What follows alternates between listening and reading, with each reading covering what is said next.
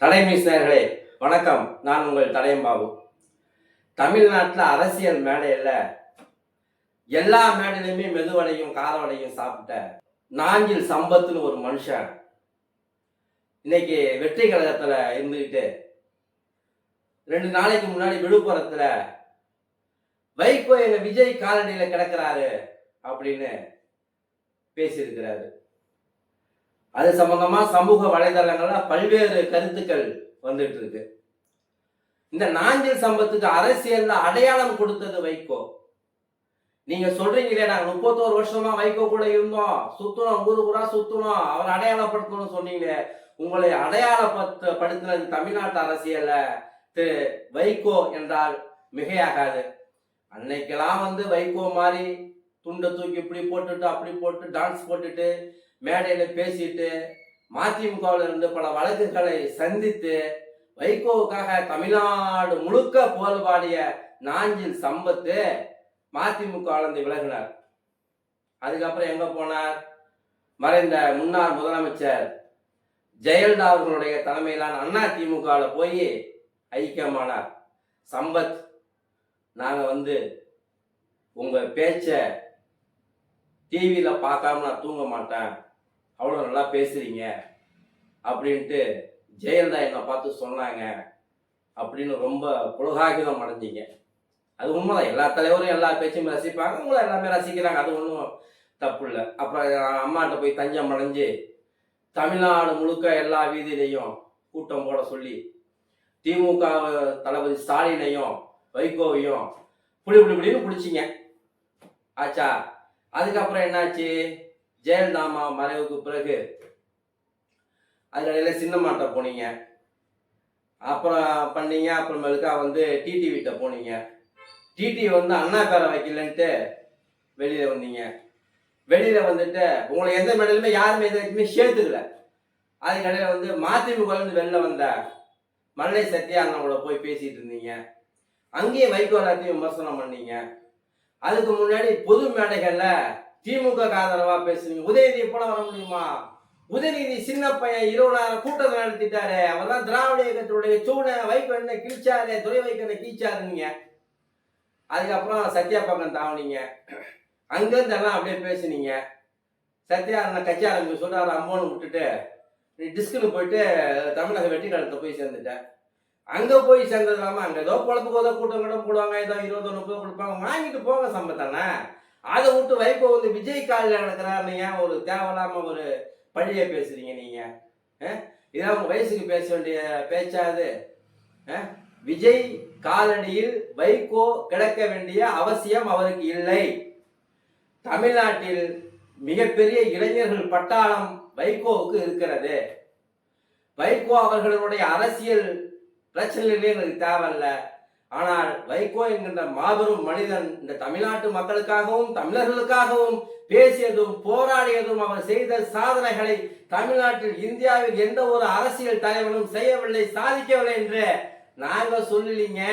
நாஞ்சில் சம்பத் வாயிலேயே தமிழ்நாடு முழுக்க வரலாறாய் பேசிய நாஞ்சில் சம்பத் இன்றைக்கு அரசியல் புகழிடம் தேடி விஜய்க்கு சேரத்துக்கு முன்னாடி விஜயை பத்தி கடுமையா விமர்சனம் பண்ணி இன்னைக்கு விஜய் காலடியில கிடப்பது நீங்க தான் நாஞ்சில் சம்பத். தமிழக வெற்றி கழகத்துடைய தலைவர் முதலமைச்சர் மாண்புமிகு முதலமைச்சர் விஜயினுடைய காலடியில் நீங்க தான் கிடக்குறீங்க. சாஸ்தாங்கமா படுத்து நீங்க தான் கிடக்குறீங்க. நீங்க தான் சொன்னீங்க உங்க பேச்சை நான் அவ்வளவு ரசிப்பேன் என்று முதலமைச்சர் விஜய் சொன்னார். என்னை பார்த்ததும் மெய்சிலிர்த்து போனார் அப்படி நீங்க தானே சொன்னீங்க. எல்லா தலைவரும் உங்கள் பேச்சை ரசிக்கிறார்கள்.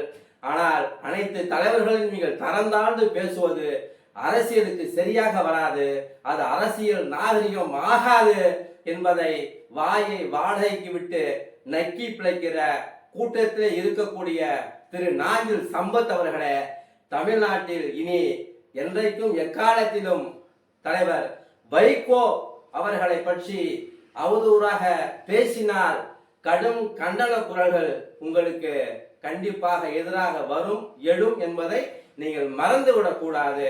தமிழக வெற்றி கழகத்தினுடைய அரசு நன்றாக செயல்படுகிறது, நல்ல ஆட்சியை கொடுக்கிறார்கள், கரப்ஷன் கமிஷன் இல்லாத ஆட்சியை விஜய் தருகிறார் என்று வைகோ அவர்கள் தமிழ்நாடு முழுக்க பேசி வருகிறார் என்பது உங்களுக்கு தெரியும். உங்களுக்கு பயம் வந்து விட்டது. வைகோ வந்தா நம்ம செல்லா காசு ஆயிடுமே உங்களுக்கு பயம் வந்து விட்டது. நாஞ்சில் சம்பத் அவர்கள், அந்த பயம் உங்களுக்கு தேவையில்லை. ஒரு நல்ல செயலை செய்யக்கூடிய முதலமைச்சரை எல்லா தலைவரும் பாராட்டுகிறார்கள். அதே போல வைகோவும் பாராட்டுகிறார். பொதுக்குழு கூட்டம் நாங்கள் திமுக கூட்டிலிருந்து வெளில வந்துட்டோம், எங்களுக்கு திமுக கூட்டில் ஒரு மரியாதை கொடுக்கல அப்படின்னாங்க. 180 கடிதங்கள் கொடுத்திருக்கிறார்கள் திமுக ஆட்சியிலே. மக்களின் பல்வேறு பிரச்சனைகளுக்காக ஒரு செயலையும் அவர்கள் செய்யவில்லை. ஆனால் விஜய் முதலமைச்சரான பிறகு, தமிழக வெற்றி கழகம் ஆட்சி பொறுப்பில் அமர்ந்த பிறகு, மறுமலர்ச்சி திமுகவினுடைய தலைவர் பொதுச் செயலாளர் அண்ணன் வைகோ அவர்களை ஒரு கூட்டத்தில் செய்தி மற்றும் பள்ளிக்கல்வித்துறை அமைச்சர் மாண்புமிகு ராஜமோகன் அவர்கள் சொல்லுகிறார், அண்ணாவோடு